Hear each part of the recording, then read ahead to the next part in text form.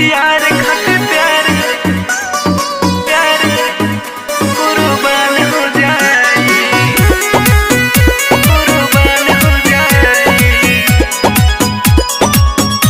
Music by Gaurav Roshan। कुर्बान हो जाए। गलत संगत में पड़ गईला जान हो, दूर रहा कोने से बतिया लो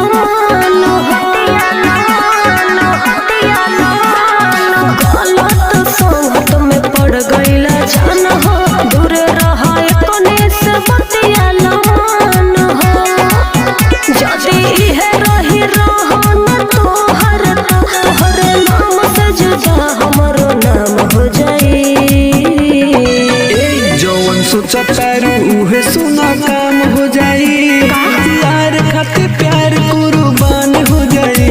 जौन सोचतारू उहे सुना काम हो जाई, यार खातिर प्यार कुर्बान हो जाई। ऐसे मत बोला। यार खातिर प्यार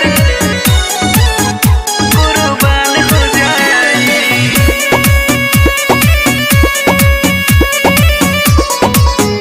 कुर्बान हो जाई।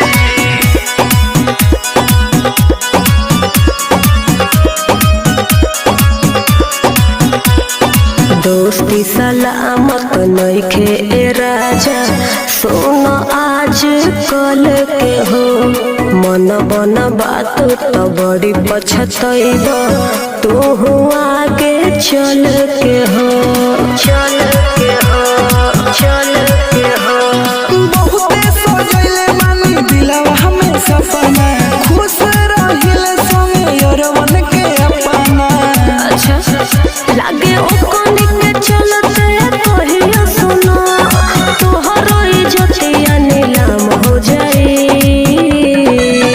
जौन सोचतारू उहे सुना काम हो जाई, यार खातिर प्यार कुर्बान हो जाई। जौन सोचतारू उहे सुना काम हो जाई, यार खातिर प्यार कुर्बान हो जाई।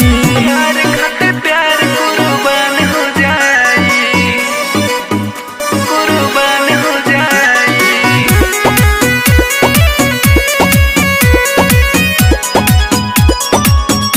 Music by Gaurav Roshan। कुर्बान हो जाई। अमर जीत अकेला सुनला, मानला हमर कहल हो। अब से छोड़ दाना पर मोद संगे रहल हो। खुश रखब सगरिन के दुनिया से लड़ के, जहाँ ले ओकनी के जहां से मर के। अच्छा जदी अब से नहीं सुधरबा, आज तोह से बवाल खामोखा हो जाई। जौन सोचतारू उहे सुना काम हो जाई, यार खातिर प्यार कुर्बान हो जाई। जौन सोचतारू उहे सुना काम हो जाई, यार खातिर प्यार कुर्बान हो जाई। काहे नहीं समझ।